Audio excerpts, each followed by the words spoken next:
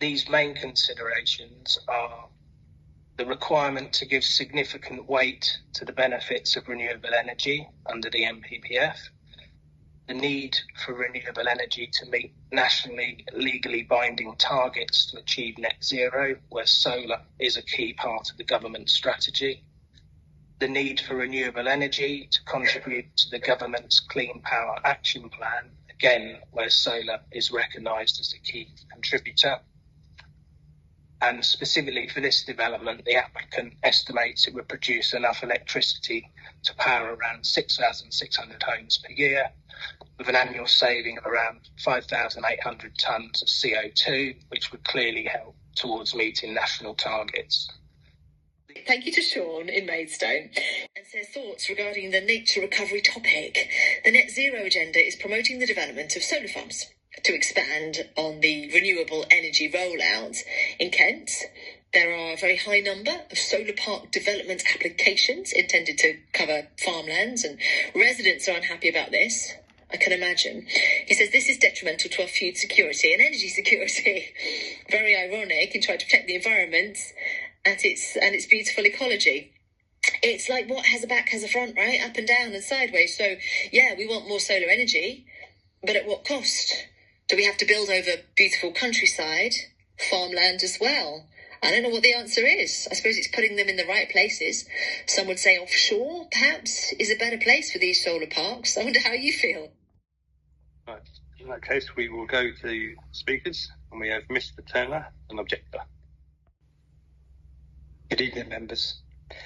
This statement concerns both the substance of the Hart Farm proposal and the lawfulness of the wider planning framework that supports it. Through Freedom of Information and Environmental Information Regulation requests, we now hold official admissions from Maidstone Borough Council, reference EIR 0347, 16th of September 25, confirming that the Council holds no local CO2 data underpinning its climate emergency declaration and has no statutory authority or legal mandate for that declaration. In addition, formal correspondence from the Ministry of Housing, Kent County Council and Kent District Councils confirm no data exists on 5-year residency, employment or verified local housing need, the evidence required under NPPF paragraph 60 to justify local housing targets. This means that both the climate and housing foundations of the Council's planning policy are unsupported by evidence. Any claim that the proposed solar scheme or the wider housing allocations deliver a public benefit has no lawful evidential foundation in planning or environmental law.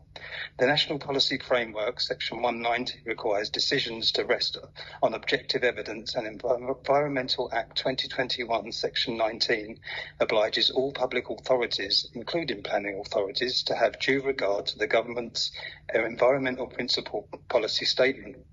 If there is no baseline data, then there can be no lawful test of environmental improvement, housing need or public benefit. At the same time, Maidstone is progressing major developments, Heathlands, Lidsing and others, without completing the Regulation 18 consultation required under 2012 local planning regulations. That breach has already been raised formally as a Stage 1 complaint, COM 0291, now under investigation by the Council's legal services. It would therefore be premature to approve further strategic land use schemes while those procedural and evidential issues remain unsolved. A formal objection supported by documented evidence from Maidstone and Kent developments has been submitted to the House of Lords to assist the scrutiny stage of the Planning and Infrastructure Bill. This material is already informing parliamentary review of how local authorities justify so-called climate-led or housing need development in the absence of lawful data. In summary, the Council's climate rationale lacks verified evidence. Can you stop clicking your pen, please? The Council housing targets lack lawful baseline data.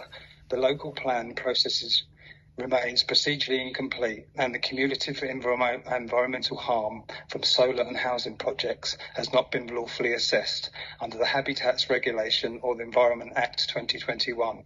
Accordingly, I urge this committee to defer or refuse the Hart Farm application until Maidstone's legal and evidential position has been independently reviewed and a transparent data-based Regulation 18 process has been completed. Thank you.